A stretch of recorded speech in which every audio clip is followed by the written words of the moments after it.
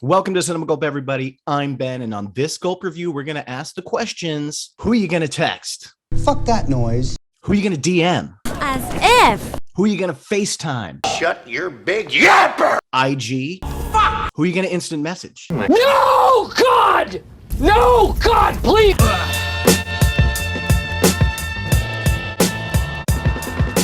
To talk with me about Ghostbusters Afterlife, it's Kat. How you doing? Hey man, thanks. Doing great. Oh man, I'm happy to have you on here, hear your thoughts about Ghostbusters Afterlife. And we'll even go over a little bit of our history with the franchise. I'm sure ours are a little bit different age-wise.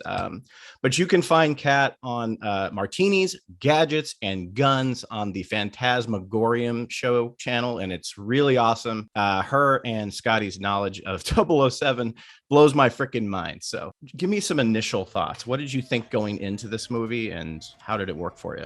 I think the filmmaking is done very well in terms of story structure and, cinematography, directing, acting, all those points. But to me, it doesn't really feel like a Ghostbusters film. It feels like it's trying to be this indie drama that has a lot of nostalgia in it. And I feel maybe halfway through the movie, they start throwing all the Ghostbusters, like the references just start really picking up in the second half. He slimed me. And it's like, okay, I could see kind of what he's doing. And I kind of like how they're tying the story into the original film. I mean, they don't really mention the second one at all, but that's fine. But I wasn't really anticipating this one. I wasn't even anticipating the last one they did. I was very surprised that Ghostbusters was going to be one of the, the latest 80s movies to get a sequel in the 21st century, which seems to be a trend that's been going on for a while now. But yeah, I thought, the filmmaking aspect was very done well. I just didn't feel like Ghostbusters for me. Structure-wise, it's nothing like another Ghostbusters movie, and that's kind of what I really liked about it. No one can... Well, it's funny. People are saying, oh, it hits so many of the same beats. Really? This movie takes place in Oklahoma, not New York City. It's about kids, not grown adults, when you get into comparisons with the original film, I've always looked at it as it's a bunch of, postdoc scientists who want to start like a pest control business, It's catching ghosts and getting them out of your house or out of your hotel or restaurant or whatever. This movie is nothing like that. This is a coming of age movie. This is a movie about kids finding out who they are, where they came from. But yes, the ending, there's imagery and shots and things that are very similar to things that happened in the first one. What I liked about the first two is that because they're 80s movies, they have this inherently 80s charm to them. Like, it's silly and irreverent. And what I like about the Ghostbusters characters themselves, like you said, they're starting a pest control business, but, they bicker with each other a lot. They're very self-deprecating, and their interaction with the general public doesn't really go very well most of the time. We came, we saw, we kicked its ass! Well, you're not going to get a green card with that attitude, pal. And it's not really being precious with itself or taking... It's like, take, for instance, in the original film, when the Ecto-1 first shows up and Ray's showing off the car and they're like, what is... The other guys are like, what is this? And, the joke is like, it's a hearse or whatever. And it's kind of fun. And yet we as fans will think, oh man, that's an icon and stuff. Whereas in this movie, I feel they're doing stuff like, oh, remember this? And then it's like to the audience and the way certain scenes in this movie are directed, I feel when they're doing certain references, it feels like, oh, look, we're unearthing the holy grail of a Ghostbuster. Remember the car? And it's like, yeah, but that's not tonally really what the first two movies are. It's almost like it's trying to be, to me, a feature-length version of the second Force Awakens trailer where it was like, look, nostalgia, nostalgia, nostalgia. He slimed me. And it has a story there and a well-crafted story for what it is. I just, like you said, it's a very coming-of-age story, and there's been a lot of those. It just, tonally, it did not feel at all like a Ghostbusters movie, and I didn't find it funny at all. Like, their attempts at jokes, I felt fell really flat. Move on. Can we do something here? And I mean, admittedly, you light up when you see the original characters, of course.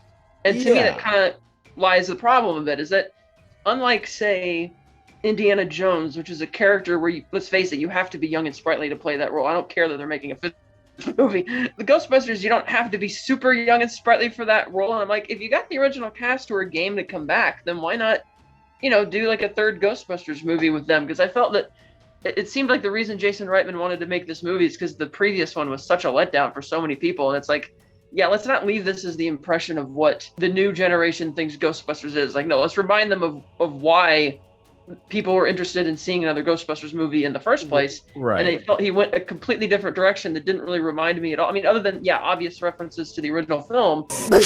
He slimed me. They did this really good bottleneck effect where they used the kids to discover. These kids discover these things. So to me, the story actually does have to do some work. It doesn't just plop, here's your nostalgia. They used the character, they used these kids as the catalyst to find out who and what the Ghostbusters were. For me, this is a hard movie for me to say.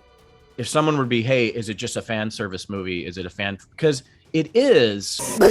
He slimed me. But it's handled to me with more care and respect instead of just shamelessly throwing stuff at you. It makes you go on a journey to find out and remember and rediscover the Ghostbusters through these kids. And that's really, if you had just thrown us back into the world and all these old geezers still work in the firehouse and they're still Ghostbusters, I think people would find that silly. Well, it's interesting you mentioned that, because in terms of reminding you about what the Ghostbusters, like you said, the kids are discovering it. But to me, it's not so much, the car and the proton packs and, the lasers, all that stuff.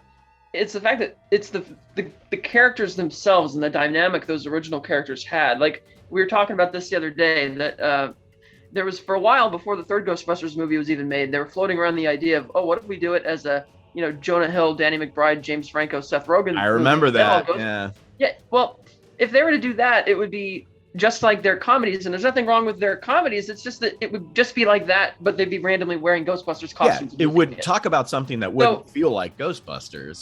So to me, it's like and this isn't a spoiler because you've seen the trailers. Like, you see the trailers of the Ecto-1 driving in the street with the kids. It's like, to me, I don't really care about it driving around and them shooting, because to me, it's not the kids or the cars that are connected. It was the dynamic of that original cast and that type of fun for it. And it's like, I mean, maybe if the kids, because I'm sorry, but as decent of the actors as the kids are, and as good as McKenna Grace is, you're no Dan Aykroyd, Bill Murray, Ernie Hudson, and Harold Ramis. But that chemistry that those guys had, and that's what kind of the point. Fun to me, the first two movies. That's kind of the point, though. They really wanted to try something so different that they didn't even switch them with adults. They just made them kids. I think there's enough different, like you're talking about the car scene where they have the chase with the chomper ghost or whatever. I liked that scene, was exciting, and the sound design was done really well. It was a good action scene. Jason Reitman has never done a movie of this scale. I think he's a great writer director, but he does smaller things, and I think he very competently did that. And I love that it introduced this little remote control car with a ghost catcher on it. And I love that cool. We never knew, because Ghostbusters was never really about how competent they are at their job. They were always just these assholes kind of thrown into their situations, and they're the least they want to be there less than anybody.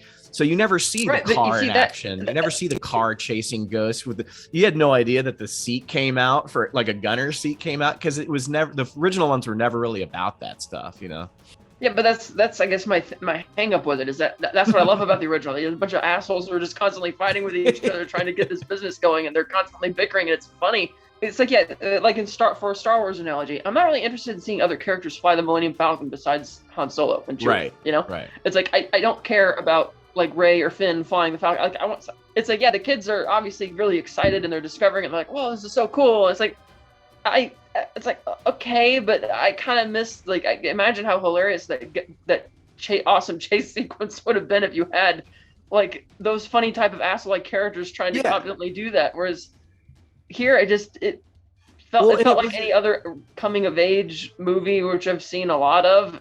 It just happened to have Ghostbusters theme in it. It's a very different era of filmmaking too. When you watch, like, there's a scene in this movie where a bunch of ghosts are unleashed, and it kind of reminds you of the first one, where you see the ghosts kind of flying out when they let the reactor where they keep all the ghosts, when that gets let out.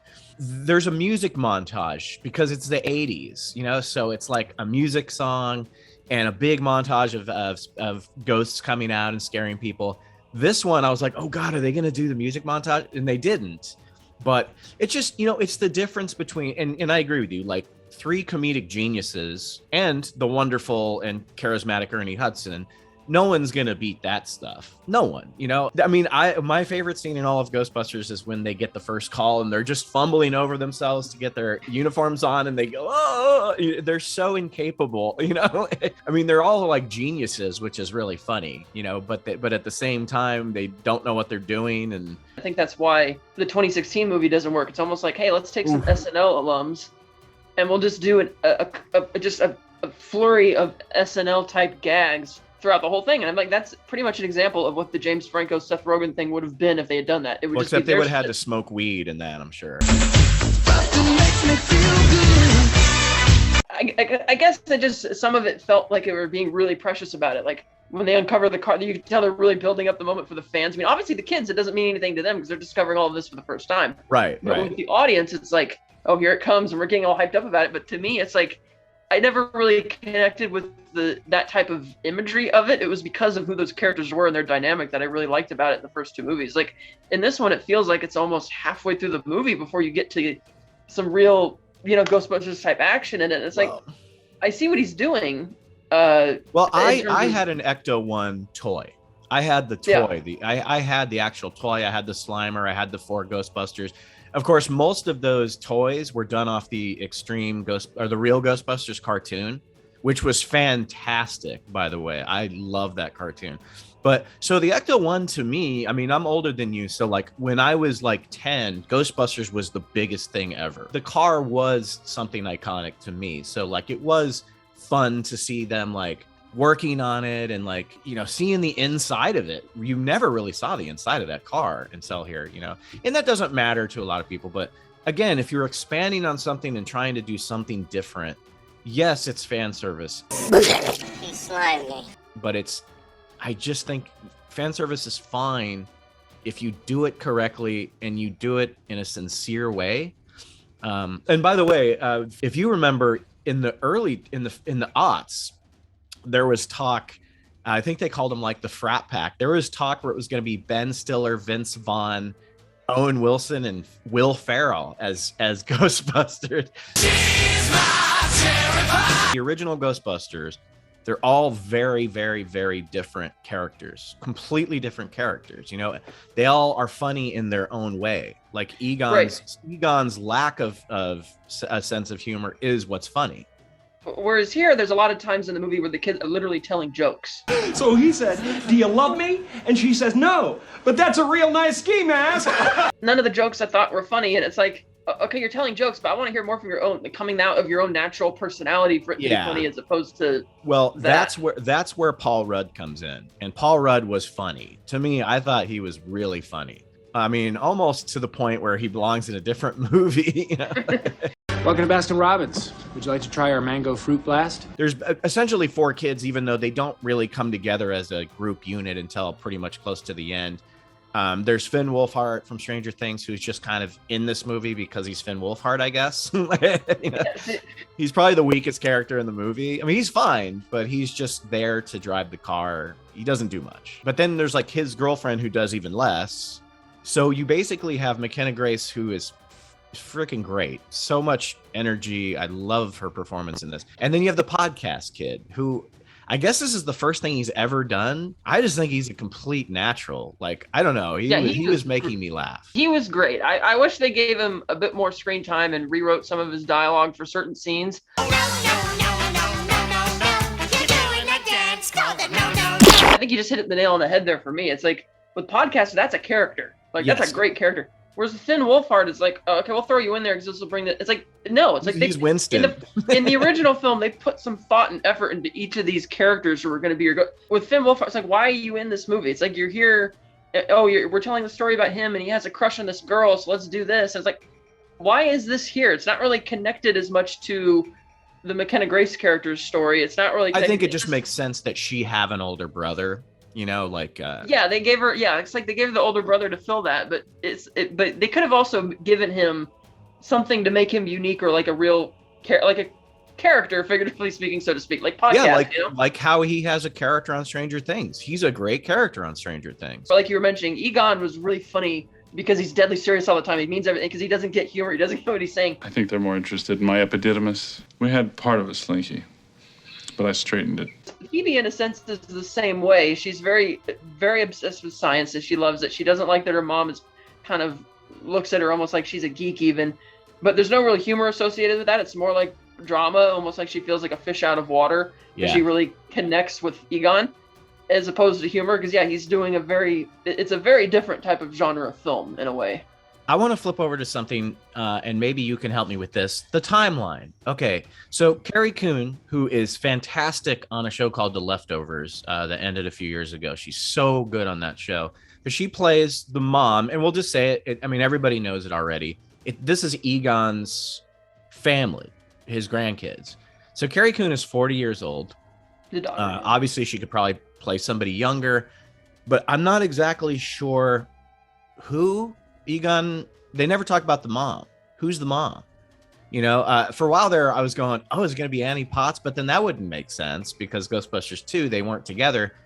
This kid had to have been born during the first Ghostbusters movie.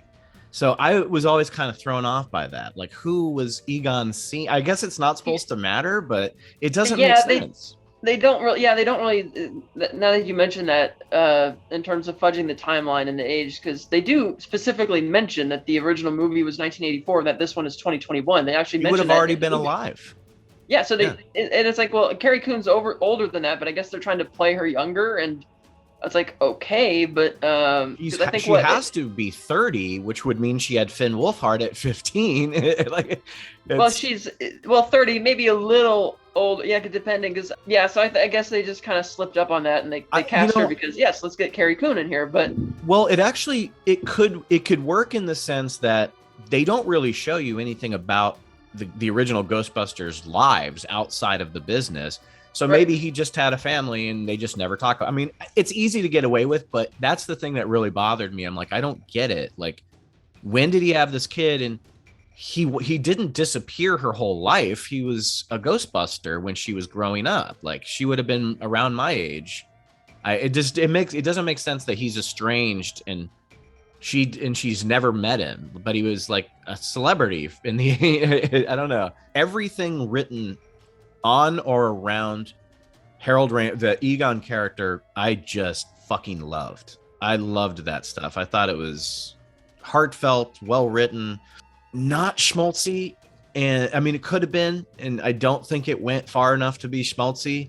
And without giving anything away, there's a moment where I'm like, is this gonna feel disrespectful? But you got to remember who's directing this movie. He's the son of the guy, the brainchild behind the whole thing. And from what I hear, Ivan Reitman was on set sitting in the chair next to Jason Reitman the whole movie. Where it could have been bad, and me and John have talked about on the show, we didn't like the Loomis thing in Halloween Kills where they recreate him. It's like, let the man die. He's dead. Like, don't put him in more movies with digital, trickery. I think they did this good, and they did it good for a reason that we won't say. So there's a clear purpose for it in the script. It's not just, hey, look, fan service, let's do this just because. There's actually a reason. That it's the story, pretty much. It's the whole story is based around it. Yeah. One of the problems I had also when you finally do get to the cameos you want to see, because I feel that because that's not really part of the story, it's like, yes, I've been waiting for this through the whole movie, and now that it's finally here, it's like, well, it's being the big moment is being overshadowed by the fact that we're finishing off this character arc and this story that the movie's really been about from the beginning. And so which was really weird because it's like, in the trailers, I like lit up when you have the end of the first trailer where you have Ray answering the phone saying, sorry, we're closed. I'm like, you're waiting for that moment. I'm like, okay, so I'm waiting for that. And when the moment finally comes, I feel it's completely overshadowed by the fact that they're finishing the story. I'm like, what you said is a really great note. It's not schmaltzy at all. It's not cheesy, it's not fan service, it's really good. But then it's like, man, these cameos that I've been waiting to see this whole time are here, but then it's almost like I don't care about that anymore because it's not really tied in with the story. It's kind of, oh, you're here, Well, I love, the cat is out of the bag. Apparently people know that the main cast is in this movie, so we can talk a little bit about it. I agree with you 100% on everything you just said, by the way. But the individual actors and characters, I love, because I hate the word cameo sometimes. These were cameos for sure, but they didn't just show up to show up. Like, that was Venkman. And Venkman was funny, and he felt like Venkman, you know, like he didn't feel like Bill Murray showing up to say, oh, this was fun, I'm glad we're doing this. When he has his little back and forth with the villain and he makes it about him, I'm like, that's fucking Venkman. He makes the whole thing about him, you know. And well, and same with like, you know, Ray Stantz is like, he's just so optimistic and he's so willing to just, you know, he's such a believer. And then you have Ernie Hudson, who's he's the Hawkeye. He's kind of the heart and soul that will just, he'll pick those guys up and shake them around and dust them off when they need some common sense smacked into them. And I loved it. As short-lived as it was, they were the characters. They weren't just the actors, you know? And yeah, it's kind of neat also from a visual effects standpoint, seeing a lot of that original stuff in like modern visual effects and modern cinematography, the way they shot it. Yeah. Particularly like with the shrine and all that. That looks really cool. Wonderful sound design. I was so giddy when I heard the proton packs charging up and then the sound of the blasts. Yeah, and this movie, I said this at the beginning, but it was surprisingly really beautifully shot. Some of those wide shots of Oklahoma look really pretty. This movie had so many practical effects in it too. The close-up, the demon dog close-ups, puppet work, you know, like just fantastic. I was so happy. You know, you have your stupid, you know, marshmallow kids or whatever, little gremlin things. It was cute. I thought it was funny, but like, do you feel that there's a scene cut somewhere in the cutting room floor where before we see Paul Rudd go into the Walmart that he's smoking a joint in his car? Because if you think about that scene, he's sitting there so excited to get his mochaccino ice cream, and then he picks it up and he's like, he's celebrating it, and then he sees the marshmallows come to life and he's kind of like, whoa, like I feel like he got high before that scene. I was really disappointed, and I still think I would have been more invested in the whole overall arc of the story if it was like an original movie, because I think Reitman does those types of movies really well. It's like indie movies are in his wheelhouse for sure. Just every time I see a Ghostbusters reference, it's like it's like, come on, bring the humor and bring the dynamic, and I just didn't feel the new cast really had it. The ending I did feel was a tad bit rushed, like once it like really, because he does spend a lot of time building up all these characters and building up all the stories we're going into it, whereas once the ending comes upon, I thought the ending pretty abrupt. Yeah, it kind of snuck up pretty quick that, like, oh, here's an exposition of about all this mythology, and now, oh, here we are. I would give it a 5 out of 10. I loved so much of it. It didn't put me back in the Ghostbusters space where I feel like a kid again, but I don't exactly think it was supposed to. I thought the fan service was used correctly. I think, I say it again, I thought the shot selection was quite beautiful, unexpectedly. It was a really gorgeous looking movie. A lot of really wonderful exterior shots. And Paul Rudd was the funniest part of it. I felt a lot of the jokes landed for me personally. I was laughing in the theater.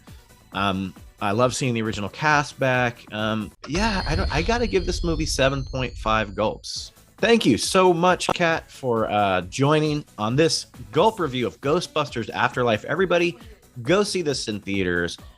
Go check out Kat on the Fantasmagorium channel here on YouTube for martinis, gadgets, and guns. You have anything else coming up, Kat?